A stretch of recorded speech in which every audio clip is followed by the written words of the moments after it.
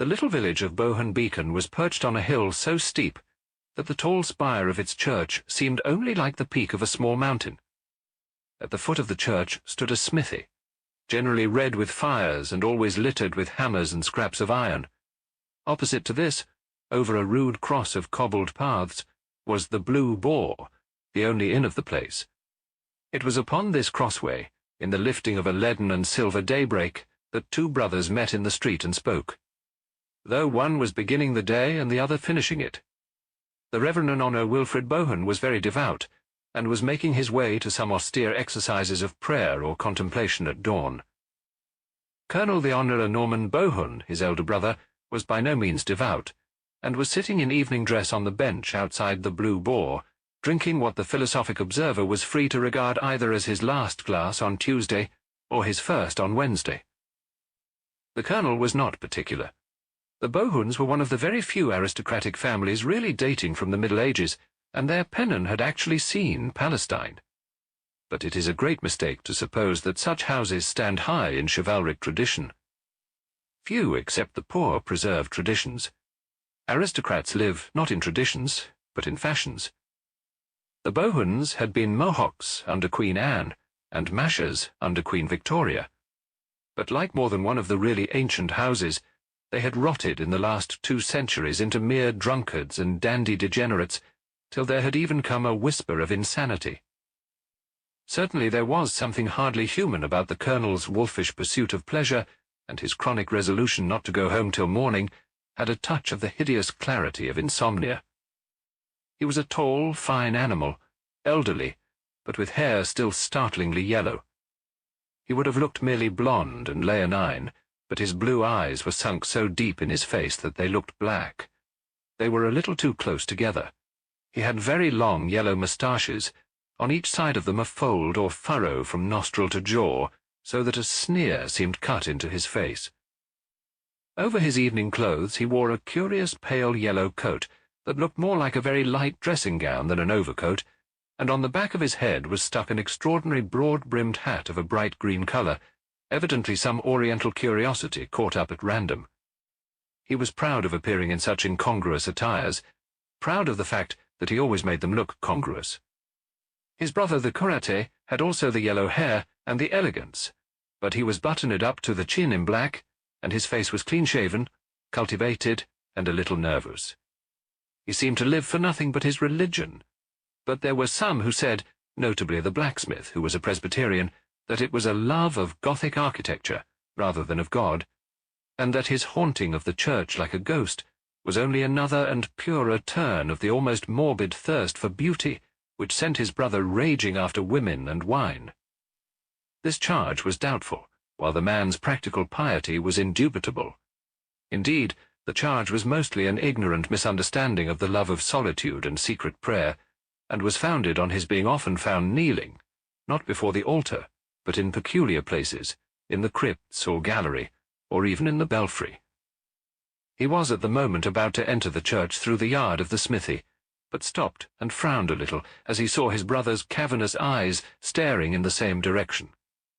On the hypothesis that the colonel was interested in the church, he did not waste any speculations.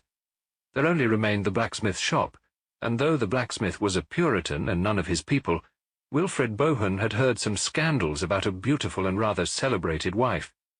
He flung a suspicious look across the shed, and the colonel stood up laughing to speak to him. "Good morning, Wilfrid," he said. "Like a good landlord, I am watching sleeplessly over my people. I'm going to call on the blacksmith." Wilfrid looked at the ground and said, "The blacksmith is out. He is over at Greenford." "I know," answered the other with silent laughter. "That is why I am calling on him." "Norman," said the cleric with his eye on a pebble in the road, "are you ever afraid of thunderbolts?"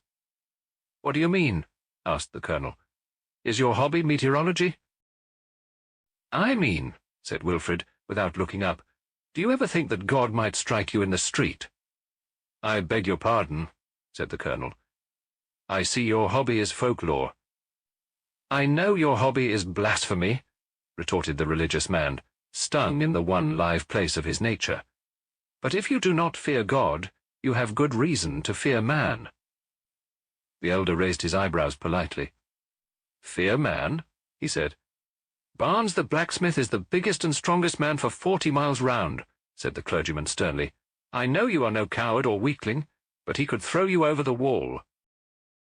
This struck home, being true, and the lowering line by mouth, and nostril darkened and deepened. For a moment he stood with the heavy sneer on his face, but in an instant Colonel Bohun had recovered his own cruel good humour and laughed, showing 2 dog-like front teeth under his yellow moustache. "In that case, my dear Wilfred," he said quite carelessly, "it was wise for the last of the Bohuns to come out partially in armour." And he took off the queer round hat, covered with green, showing that it was lined within with steel. Wilfred recognized it indeed as a light Japanese or Chinese helmet torn down from a trophy that hung in the old family hall. "It was the first hat to hand," explained his brother airily, "always the nearest hat, and the nearest woman." "The blacksmith is away at Greenford," said Wilfred quietly. "The time of his return is unsettled." And with that he turned and went into the church with bowed head, crossing himself like one who wishes to be quit of an unclean spirit. He was anxious to forget such grossness in the cool twilight of his tall Gothic cloisters, but on that morning it was fated that his still round of religious exercises should be everywhere arrested by small shocks. As he entered the church, hitherto always empty at that hour, a kneeling figure rose hastily to its feet and came towards the full daylight of the doorway. When the curate saw it, he stood still with surprise. For the early worshipper was none other than the village idiot, a nephew of the blacksmith, one who neither would nor could care for the church or for anything else. He was always called Mad Joe, and seemed to have no other name. He was a dark, strong, slouching lad, with a heavy white face, dark straight hair, and a mouth always open. As he passed the priest, his moon-calf countenance gave no hint of what he had been doing or thinking of. He had never been known to pray before. What sort of prayers was he saying now? Extraordinary prayers, surely. Wilfred Bohun stood rooted to the spot long enough to see the idiot go out into the sunshine, and even to see his dissolute brother hail him with a sort of avuncular jocularity. The last thing he saw was the colonel throwing pennies at the open mouth of Joe, with the serious appearance of trying to hit it. This ugly sunlit picture of the stupidity and cruelty of the earth sent the ascetic finally to his prayers for purification and new thoughts. He went up to a pew in the gallery, which brought him under a coloured window which he loved and always quieted his spirit, a blue window with an angel carrying lilies. There he began to think less about the half-wit, with his livid face and mouth like a fish. He began to think less of his evil brother, pacing like a lean lion in his horrible hunger. He sank deeper and deeper into those cold and sweet colours of silver blossoms and sapphire sky. In this place, half an hour afterwards, he was found by Gibbs, the village cobbler, who had been sent for him in some haste. He got to his feet with promptitude, for he knew that no small matter would have brought Gibbs into such a place at all. The cobbler was, as in many villages, an atheist, and his appearance in church was a shade more extraordinary than Mad Joe's. It was a morning of theological enigmas. "What is it?" asked Wilfred Bohun rather stiffly, but putting out a trembling hand for his hat. The atheist spoke in a tone that, coming from him, was quite startlingly respectful, and even, as it were, huskily sympathetic. "You must excuse me, sir," he said in a hoarse whisper, "but we didn't think it right not to let you know at once. I'm afraid a rather dreadful thing has happened, sir. I'm afraid your brother—" Wilfred clenched his frail hands. "What devilry has he done now?" he cried in voluntary passion. "Why, sir," said the cobbler, coughing, "I'm afraid he's done nothing and won't do anything. I'm afraid he's done for. You had really better come down, sir." The curate followed the cobbler down a short winding stair, which brought them out at an entrance rather higher than the street. Bohun saw the tragedy in one glance, flat underneath him like a plan. In the yard of the smithy were standing 5 or 6 men, mostly in black, one in an inspector's uniform. They included the doctor, the Presbyterian minister, and the priest from the Roman Catholic chapel, to which the blacksmith's wife belonged. The latter was speaking to her indeed very rapidly, in an undertone, as she, a magnificent woman with red gold hair, was sobbing blindly on a bench. Between these two groups, and just clear of the main heap of hammers, lay a man in evening dress, spread-eagled and flat on his face. From the height above, Wilfred could have sworn to every item of his costume and appearance, down to the Bohun rings upon his fingers. But the skull was only a hideous splash, like a star of blackness and blood. Wilfred Bohun gave but one glance, and ran down the steps into the yard. The doctor, who was the family physician, saluted him, but he scarcely took any notice. He could only stammer out, "My brother is dead. What does it mean? What is this horrible mystery?" There was an unhappy silence, and then the cobbler, the most outspoken man present, answered, "Plenty of horror, sir," he said, "but not much mystery." "What do you mean?" asked Wilfred with a white face. "It's plain enough," answered Gibbs. "There is only one man for 40 miles round that could have struck such a blow as that, and he's the man that had most reason to." "We must not prejudge anything," put in the doctor, a tall, black-bearded man, rather nervously. "But it is competent for me to corroborate what Mr. Gibbs says about the nature of the blow, sir. It is an incredible blow. Mr. Gibbs says that only one man in this district could have done it. I should have said myself that nobody could have done it." A shudder of superstition went through the slight figure of the curate. "I can hardly understand," he said. "Mr. Bohun," said the doctor in a low voice, "metaphors literally fail me. It is inadequate to say that the skull was smashed to bits like an eggshell. Fragments of bone were driven into the body and the ground like bullets into a mud wall. It was the hand of a giant." He was silent a moment, looking grimly through his glasses. Then he added, "The thing has one advantage, that it clears most people of suspicion at one stroke. If you or I or any normally made man in the country were accused of this crime, we should be acquitted, as an infant would be acquitted of stealing the Nelson column." "That's what I say," repeated the cobbler obstinately. "There's only one man that could have done it, and he's the man that would have done it. Where's Simeon Barnes, the blacksmith?" "He's over at Greenford," faltered the curate. "More likely over in France," muttered the cobbler. "No, he is in neither of those places," said a small and colourless voice, which came from the little Roman priest who had joined the group.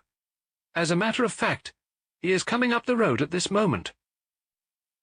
The little priest was not an interesting man to look at, having stubbly brown hair and a round and stolid face. But if he had been as splendid as Apollo, no one would have looked at him at that moment. Everyone turned round and peered at the pathway which wound across the plain below, along which was indeed walking, at his own huge stride, and with a hammer on his shoulder, Simeon the smith. He was a bony and gigantic man, with deep, dark, sinister eyes, and a dark chin-beard. He was walking and talking quietly with two other men, and though he was never specially cheerful, he seemed quite at his ease. "My God!" cried the atheistic cobbler, "and there's the hammer he did it with." "No," said the inspector, a sensible-looking man with a sandy moustache, speaking for the first time. "There's the hammer he did it with over there by the church wall. We have left it and the body exactly as they are." All glanced round, and the short priest went across and looked down in silence at the tool where it lay. It was one of the smallest and the lightest of the hammers, and would not have caught the eye among the rest, but on the iron edge of it were blood and yellow hair. After a silence, the short priest spoke without looking up, and there was a new note in his dull voice.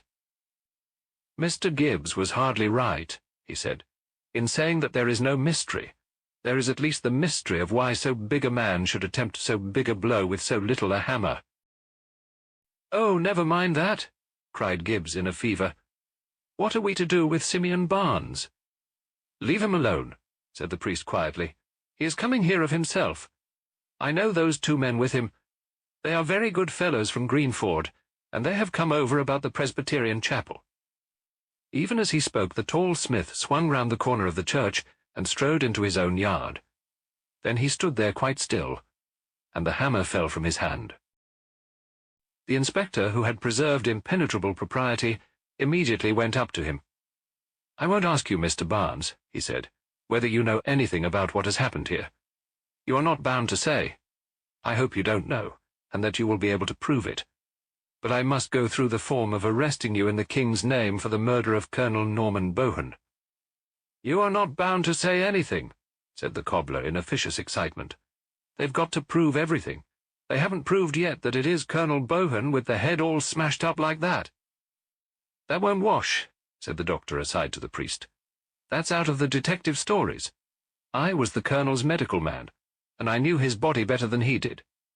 He had very fine hands, but quite peculiar ones. The second and third fingers were the same length. Oh, that's the Colonel right enough." As he glanced at the brained corpse upon the ground, the iron eyes of the motionless blacksmith followed them and rested there also. "Is Colonel Bohun dead?" said the smith quite calmly. "Then he's damned." "Don't say anything." "Oh, don't say anything," cried the atheist cobbler, dancing about in an ecstasy of admiration of the English legal system, "for no man is such a legalist as the good secularist." The blacksmith turned on him over his shoulder the august face of a fanatic. "It's well for you infidels to dodge like foxes because the world's law favours you," he said. "But God guards his own in his pocket, as you shall see this day." Then he pointed to the Colonel and said, "When did this dog die in his sins?" "Moderate your language," said the doctor. "Moderate the Bible's language, and I'll moderate mine. When did he die?" "I saw him alive at 6 o'clock this morning," stammered Wilfred Bohun. "God is good," said the smith. "Mr. Inspector, I have not the slightest objection to being arrested. It is you who may object to arresting me. I don't mind leaving the court without a stain on my character." "You do mind, perhaps, leaving the court with a bad setback in your career." The solid inspector for the first time looked at the blacksmith with a lively eye, as did everybody else, except the short, strange priest, who was still looking down at the little hammer that had dealt the dreadful blow. "There are 2 men standing outside this shop," went on the blacksmith with ponderous lucidity. "Good tradesmen in Greenford whom you all know, who will swear that they saw me from before midnight till daybreak and long after in the committee room of our revival mission, which sits all night. We save souls so fast. In Greenford itself, 20 people could swear to me for all that time. If I were a heathen, Mr. Inspector, I would let you walk on to your downfall. But as a Christian man, I feel bound to give you your chance, and ask you whether you will hear my alibi now or in court." The inspector seemed for the first time disturbed, and said, "Of course I should be glad to clear you altogether now." The smith walked out of his yard with the same long and easy stride, and returned to his 2 friends from Greenford, who were indeed friends of nearly everyone present. Each of them said a few words which no one ever thought of disbelieving.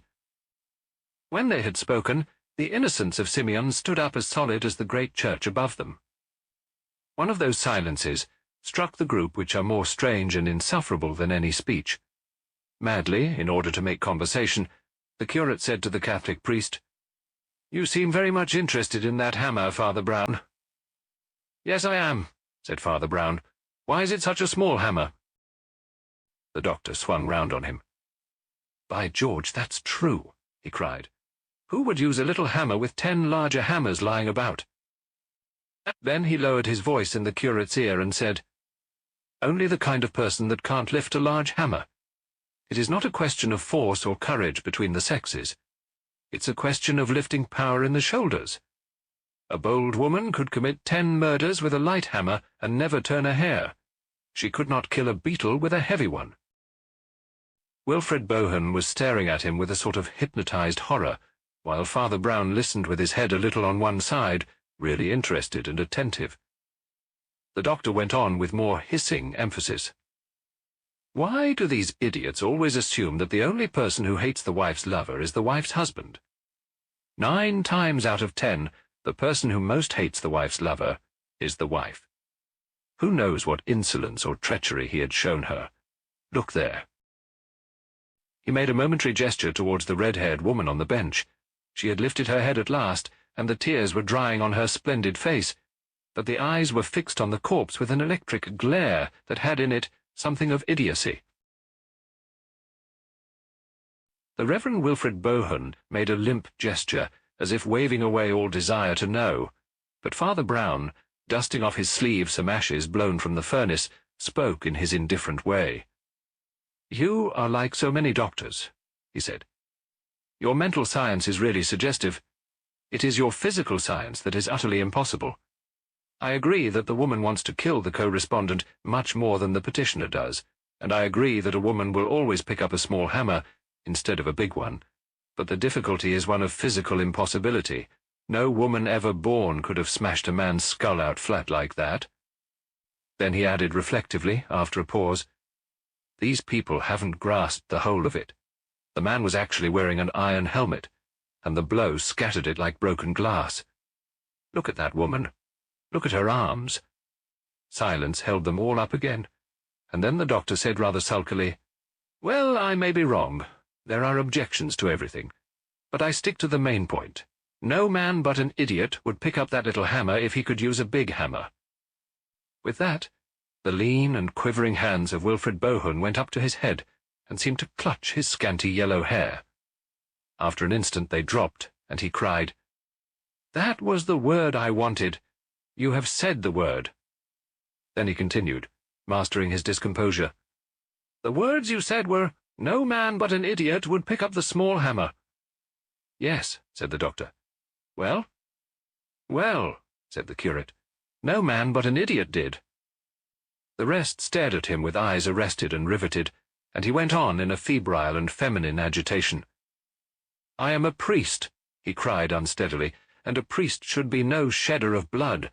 I mean that he should bring no one to the gallows, and I thank God that I see the criminal clearly now, because he is a criminal who cannot be brought to the gallows." "You will not denounce him?" inquired the doctor. "He would not be hanged if I did denounce him," answered Wilfrid with a wild but curiously happy smile. "When I went into the church this morning I found a madman praying there, that poor Joe, who has been wrong all his life. God knows what he prayed, but with such strange folk it is not incredible to suppose that their prayers are all upside down. Very likely a lunatic would pray before killing a man. When I last saw poor Joe, he was with my brother. My brother was mocking him." "By Jove!" cried the doctor, "this is talking at last. But how do you explain—" The Reverend Wilfrid was almost trembling with the excitement of his own glimpse of the truth. "Don't you see? Don't you see?" he cried feverishly. "That is the only theory that covers both the queer things, that answers both the riddles. The two riddles are the little hammer and the big blow. The smith might have struck the big blow, but would not have chosen the little hammer. His wife would have chosen the little hammer, but she could not have struck the big blow. But the madman might have done both. As for the little hammer, why, he was mad and might have picked up anything.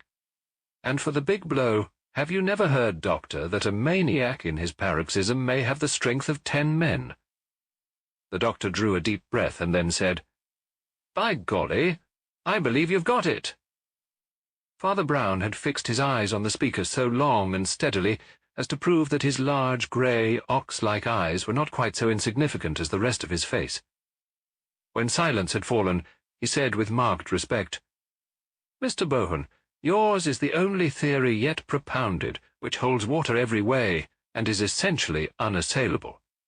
I think, therefore, that you deserve to be told, on my positive knowledge, that it is not the true one." And with that the old little man walked away and stared again at the hammer. "That fellow seems to know more than he ought to," whispered the doctor peevishly to Wilfrid. "Those popish priests are deucedly sly." "No, no," said Bohun, with a sort of wild fatigue. "It was the lunatic. It was the lunatic." The group of the two clerics and the doctor had fallen away from the more official group containing the inspector and the man he had arrested. Now, however, that their own party had broken up, they heard voices from the others. The priest looked up quietly, and then looked down again as he heard the blacksmith say in a loud voice, "I hope I've convinced you, Mr. Inspector. I'm a strong man, as you say, but I couldn't have flung my hammer bang here from Greenford. My hammer hasn't got wings that it should come flying half a mile over hedges and fields." The inspector laughed amicably and said, "No, I think you can be considered out of it, though it's one of the rummiest coincidences I ever saw. I can only ask you to give us all the assistance you can in finding a man as big and strong as yourself. By George! You might be useful, if only to hold him. I suppose you yourself have no guess at the man?" "I may have a guess," said the pale smith, "but it is not at a man." Then, seeing the scared eyes turn towards his wife on the bench, he put his huge hand on her shoulder and said, "Nor a woman either." "What do you mean?" asked the inspector jocularly. "You don't think cows use hammers, do you?" "I think no thing of flesh held that hammer," said the blacksmith in a stifled voice. "Mortally speaking, I think the man died alone." Wilfred made a sudden forward movement and peered at him with burning eyes.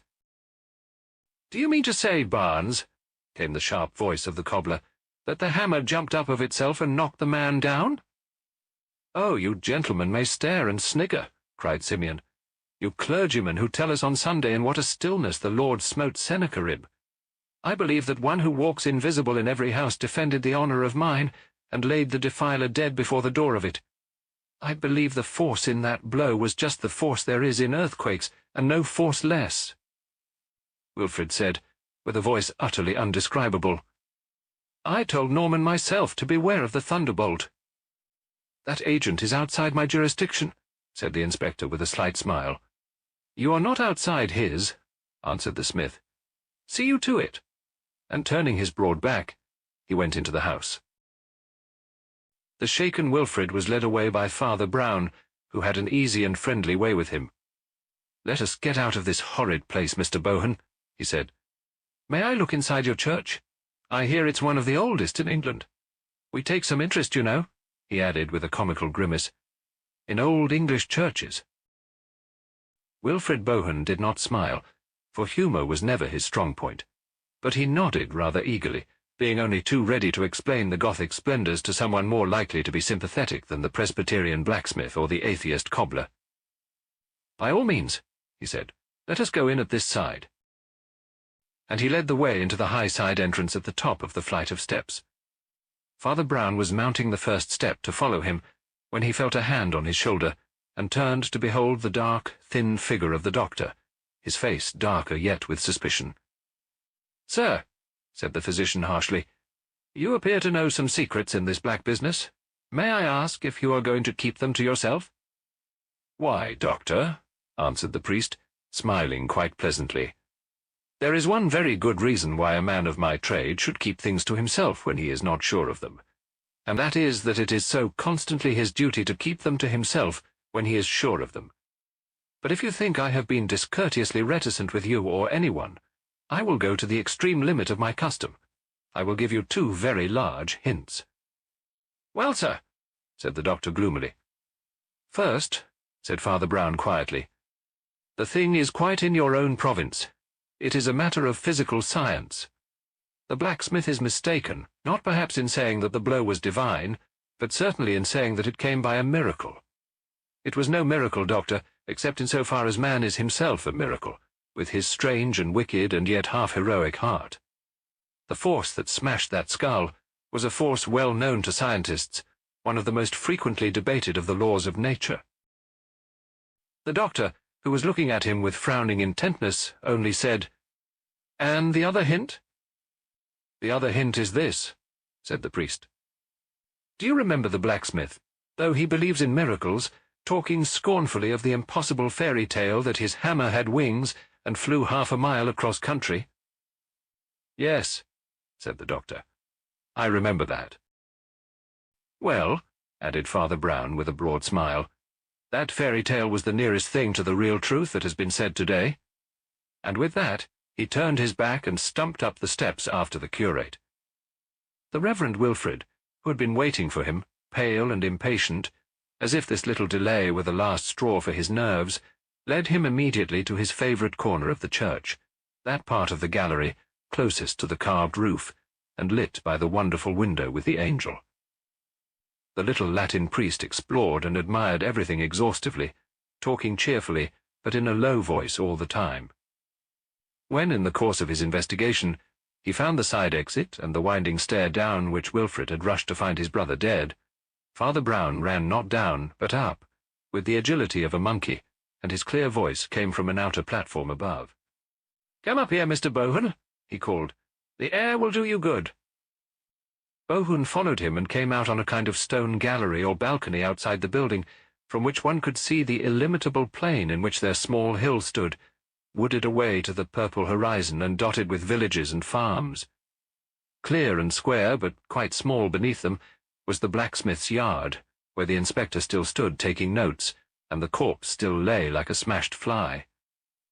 "Might be the map of the world, mightn't it?" said Father Brown.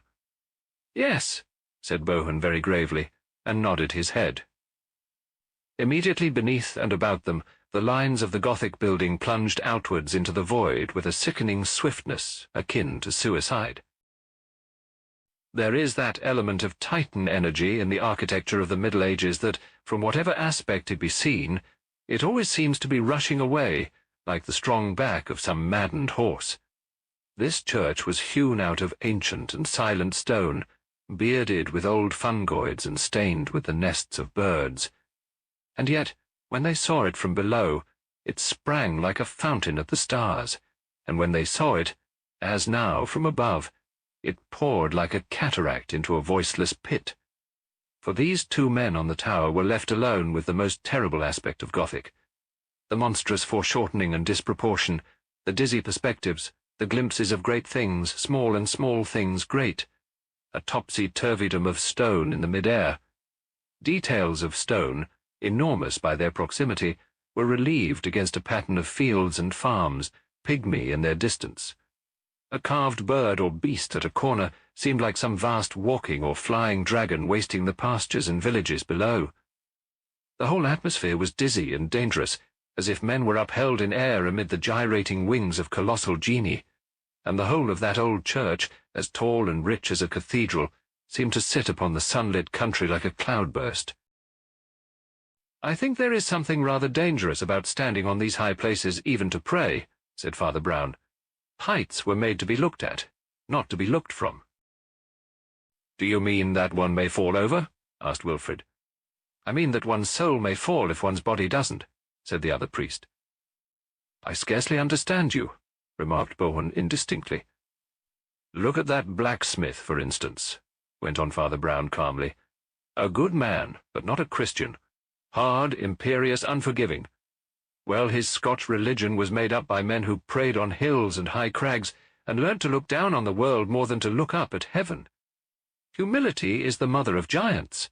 One sees great things from the valley, only small things from the peak." "But he didn't do it," said Bohun tremulously. "No," said the other in an odd voice. "We know he didn't do it." After a moment he resumed, looking tranquilly out over the plain with his pale grey eyes.